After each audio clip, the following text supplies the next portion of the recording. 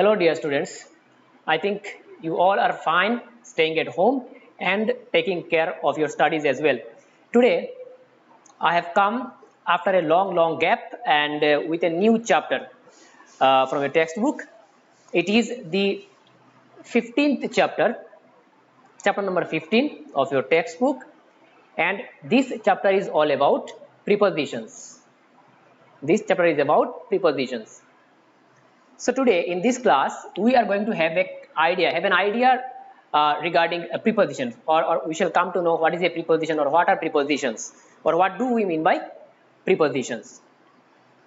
As you have already got in the earlier classes that there are 8 parts of speech in English. There are 8 parts of speech, and preposition is one of those 8 parts of speech. We have 8 parts of speech and preposition is one of those 8 parts of speech. So let's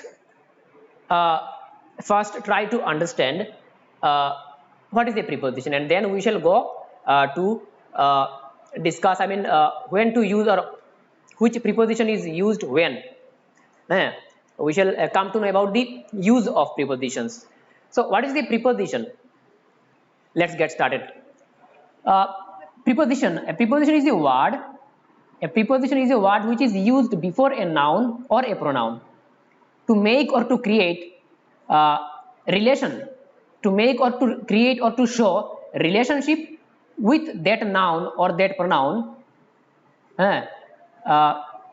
relationship of that noun or pronoun with the other words, in a sentence. So I am repeating once again. A preposition is a word which is used before a noun or a pronoun to make or to create or to show a relationship of that noun or pronoun with the other words in that particular sentence. So what a preposition does is that it shows or it creates or it makes a relationship, or it shows the relationship of that particular noun or pronoun with the other words in the sentence, and then it gives us a sense, it gives us a complete sense. So there are many prepositions, and they are used based on situations, based on cases. So they are used in different ways. Their use is not same. And then what happens after using prepositions in a sentence? We get a complete sense, we get a complete meaning. So what a preposition does, it creates or it makes or it shows a relationship of that particular noun with the other words in a sentence, and then it gives us a complete sense, complete meaning. There are many prepositions like on, in, at, of, for, from, over, among, between. There are many. If I go on writing, there are many prepositions. So I have written just some. All these words are prepositions, and what happens? They are used in a sentence to make or to create a relationship of a particular noun or pronoun with the other words in that particular sentence, and then we get a complete sense, we get a complete meaning. So these are prepositions. Now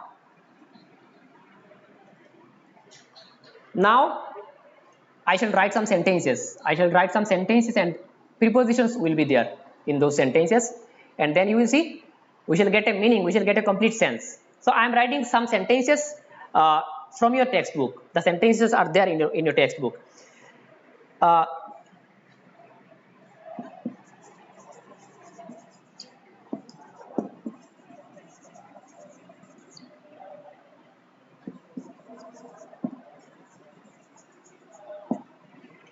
I have written one sentence here. You can see the dog is under the table. The dog is under the table. So here you see this word under. Under. This word is showing a relationship of this noun, the dog. It is a noun, name of an animal.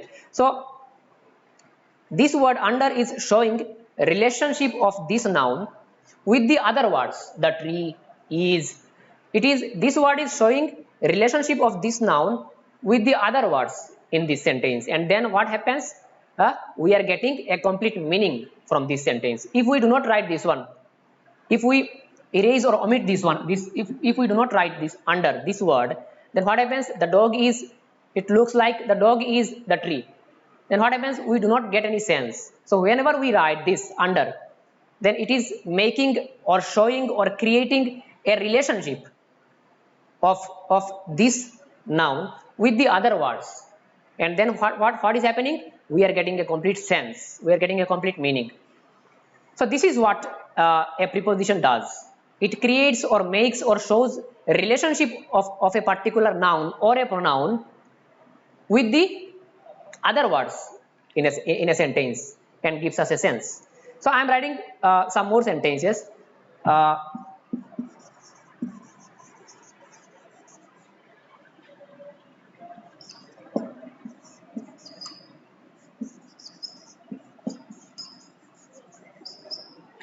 I have written one more sentence here. You can see the book is on the table. The book is on the table. So here in this sentence, the book, it is a noun. The book is on the table. So this word on, it is preposition here. On is a preposition, and what is it doing here? It is showing a relationship of this noun with the other words. When I say with the other words, here I mean the table or is. So this on is showing us the relationship of this noun with the other words of this sentence, and then it is giving us a sense, it is giving us a complete meaning. I think you have got it. Okay, let me write one more sentence.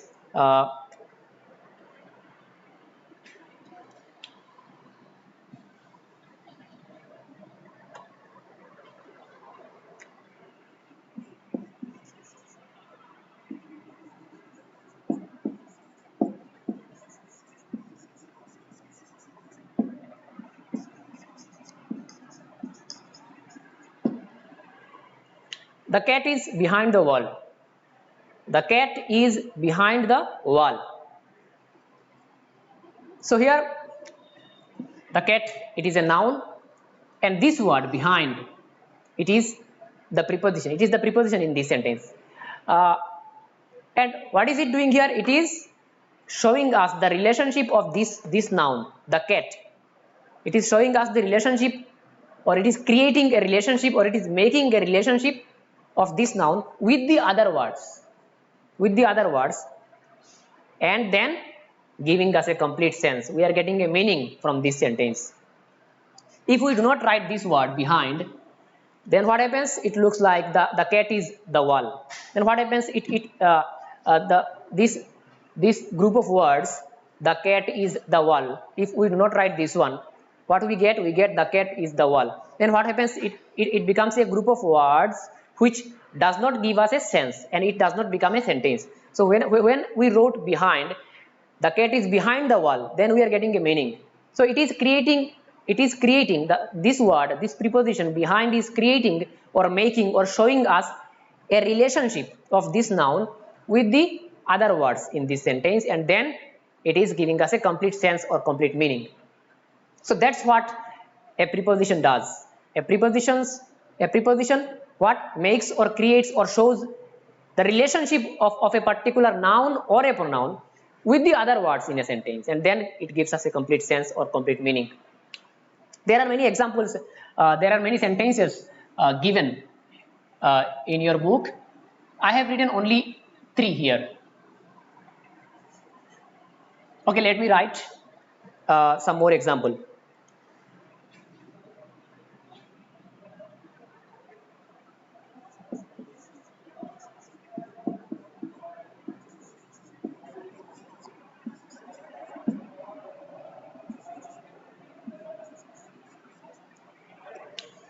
He will come at 8 p.m.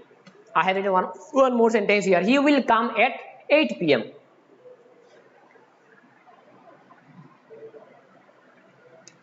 So this at is a preposition. So here in this sentence, at is the preposition.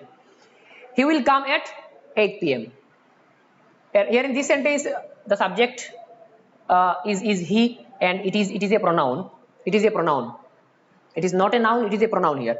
So this word at, if we do not write this one, if we just say he will come 8 p.m., then it becomes what? Incomplete, and it does not give us a complete sense. It does not become a sentence even.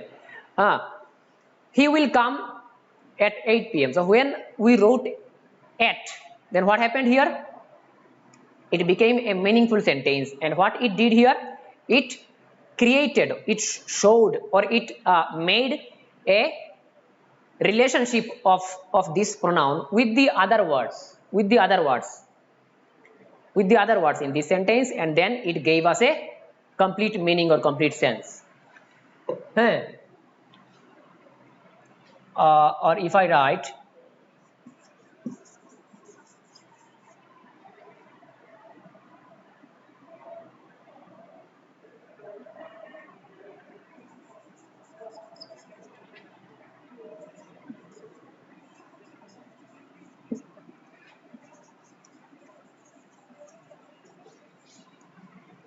I have written one more sentence here. Rahul came on last Sunday. Rahul came on last Sunday. Or if we do not write last, if we to make it a what short sentence, I have written Rahul came on Sunday. So here the subject is Rahul, and it is a noun, name of a person.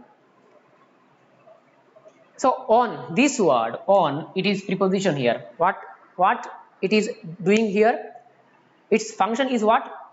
Its function is to make or to create or to show a relationship of a particular noun with the other words in the sentence, and then it gives us a complete meaning or sense.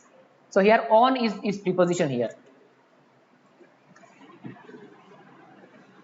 Let me write one more sentence.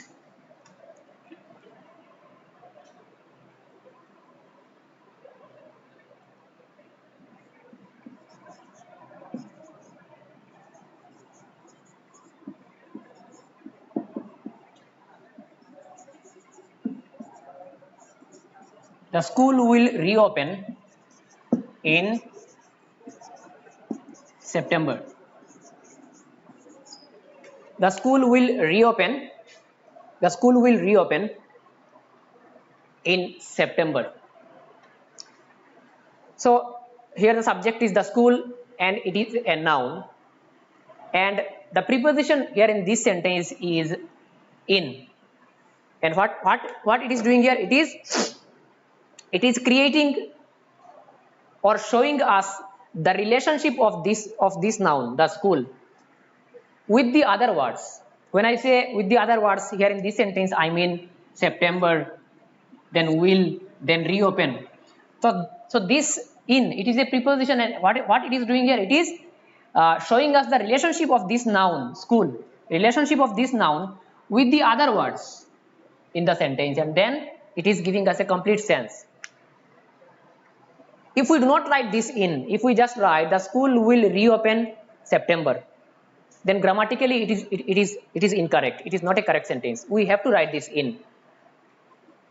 I think you have got it. If we do not write this in, then it becomes what? A sentence which is not grammatically correct. So when we wrote in, what happened? We made it a meaningful sentence. So this is what a preposition does. It makes or creates or shows the relationship of a noun or pronoun with the other words in a sentence, and gives us a complete meaning or complete sense.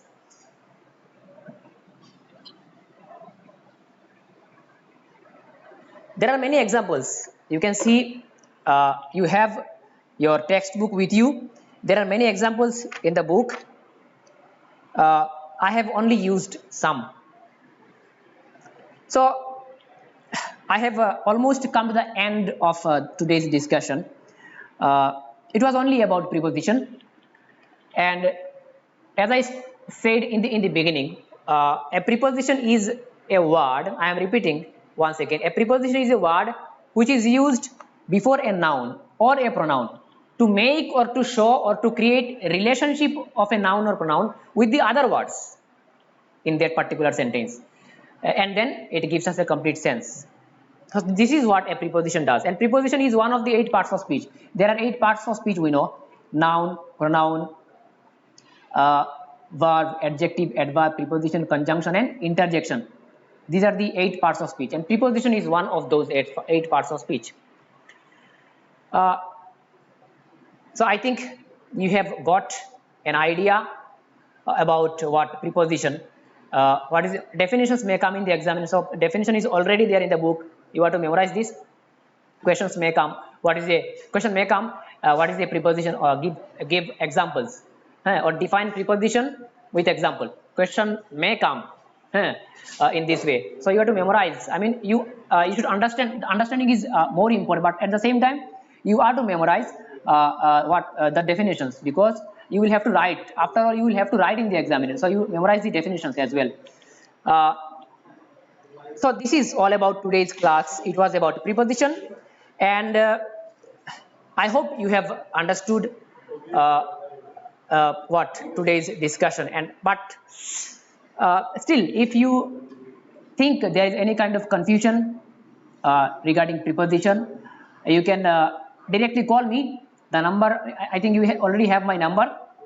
You can call me after 8 p.m. From today's discussion. If you feel that there is a confusion or you have not become clear regarding anything, you can feel free to call me after 8 p.m. every day after 8 p.m. It will be better to call me between 8 and 10, from 8 p.m. to 10 p.m. at night.